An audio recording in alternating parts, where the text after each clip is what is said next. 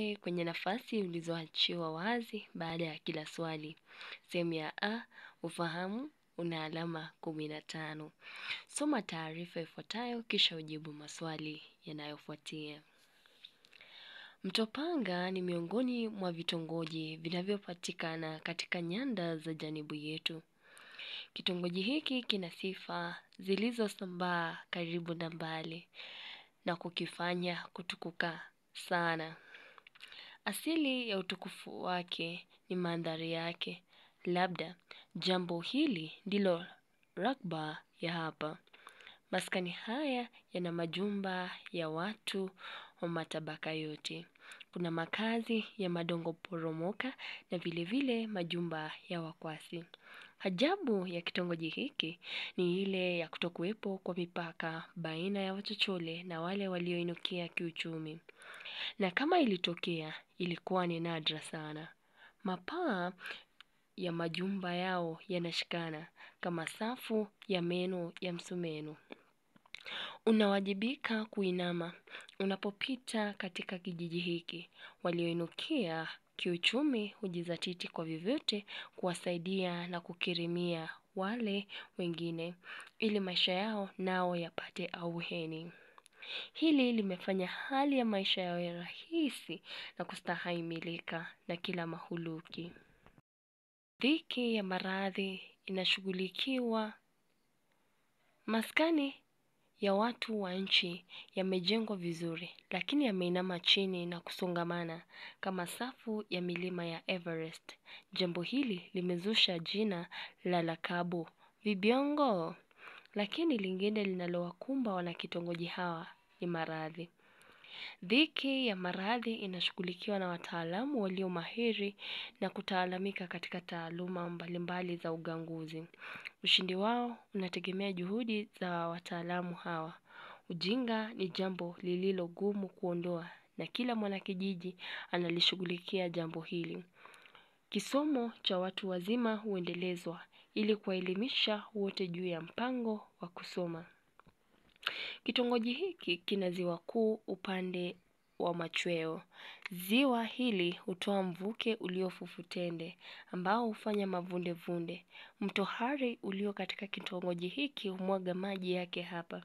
Mto huu hauna samaki na maji yake hutokota kwa kipimo kikubwa cha joto. Wenyeji hapa aghalabu hutumia maji ya moto huu kupikia viazi, mayai na hata kuchemsha samaki. Labda huu ndio mto unaoongezea mastakimu haya umaarufu wake. Mto mwingine ulio hapa ni mto Salama ambao hupita kando ya ziwa hili. Mto huu hutoa maji yaliyo baridi sana. Wanakitongoji huyachukulia maji haya kama mafuta ya tunu. Hali kadhalika huamini kwamba mtu yeyote anayejisinga kwa maji ya mto huu ngozi yake hung'ara kama theluji.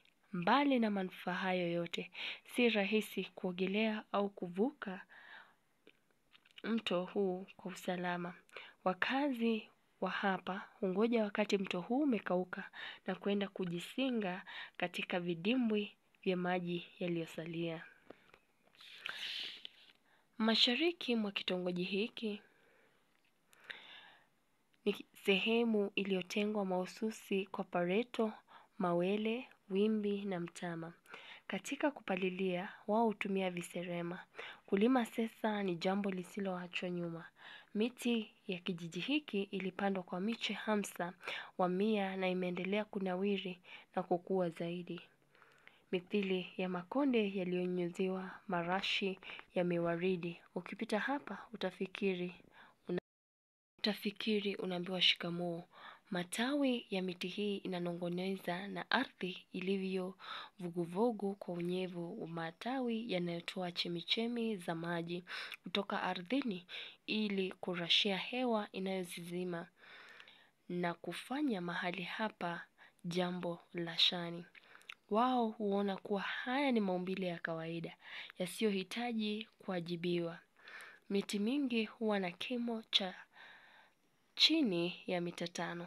Nyanda za chini za kijiji hiki miti yenye kimo cha mita 2 hupatikana na mibirimbi huwa hadi kimo mkono wa tembo.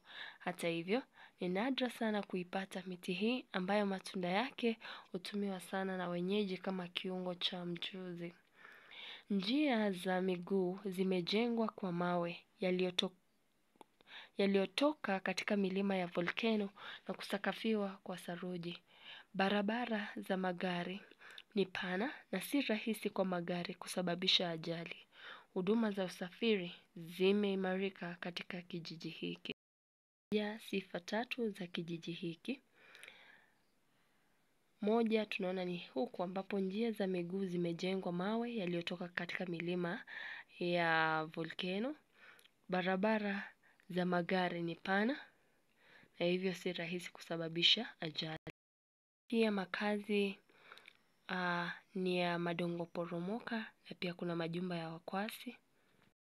Jambo lingine ni kwamba kuna ziwa kuu litoalo Mvuke Vuvutende, kuna mto Hari wenye maji moto sana, kisha kuna mto Salama wenye maji baridi sana, ambao si salama kupita wakati umejaa.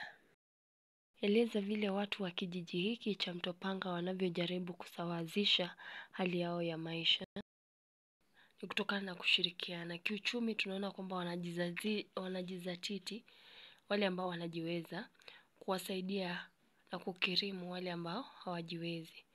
Kielimu tunaona kwamba kisomo cha watu wazima huendelezwa ili kuwaelimisha wote juu ya mpango wa kusoma. Haya, ikija ni kwa afya, tunaona dhiki ya maradhi inashughulikiwa na wataalamu walio mahiri na kutaalamika katika kila taaluma mbalimbali za uganguzi. Salama wasaidiaje wenyeji wa hapa? Jibu liko katika aya ya 6, ambapo tunaambiwa kwamba mto huu unatoa maji yaliyo baridi. Wanakitongoji huyachukulia maji haya kama mafuta ya tunu, na wanaamini kwamba mtu yeyote anayejisinga kwa maji ya mto huu, ngozi yake hung'ara kama theluji. Hivyo tunaona kwamba maji hayo yanatumiwa kama dawa. Eleza maana ya vifungo hivi vya maneno. Miti inasema shikamoo. 2, kunongoneza na ardhi. 3, hamsa wa mia. Miti inasema shikamoo, ina maana kwamba inavutia.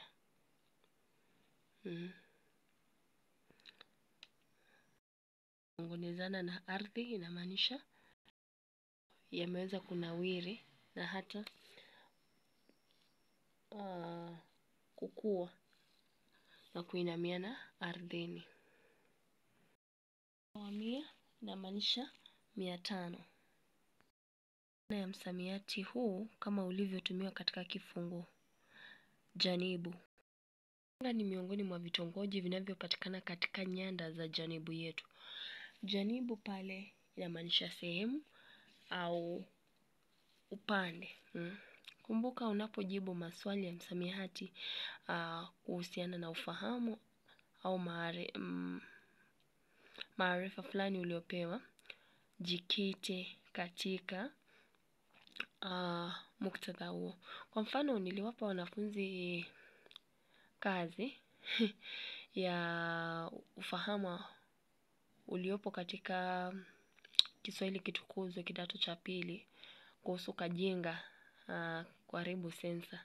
Alafu kulikuwa na neno pale hadi ngano. Wengi waliangalia katika kamusi wakapata ngano ni aina ya hadithi. Ilhali pale ngano ilikuwa imetumiwa kwa maana ya nini? Nafaka ambayo husagwa na kutumiwa kupika mikate, kuoka mandazi, keki na kadhalika. Yaani wheat. Ni vizuri kuzingatia muktadha maalum. Pia zingatia nyakati, hali na nafsi ambayo imetumiwa pale. Muluki na maana ya watu au binadamu. Mastakimu inamaanisha mazingira, makazi au maskani. Najikita hapo katika aya ya kwanza sentensi ya mwisho. Hili limefanya hali ya maisha yawe rahisi na kustahimilika na kila mja, wanadamu, binadamu, utapata adinasi. Huu ndio mto unaoongezea mastakimu haya umaarufu wake, yani maskani, mastakimu.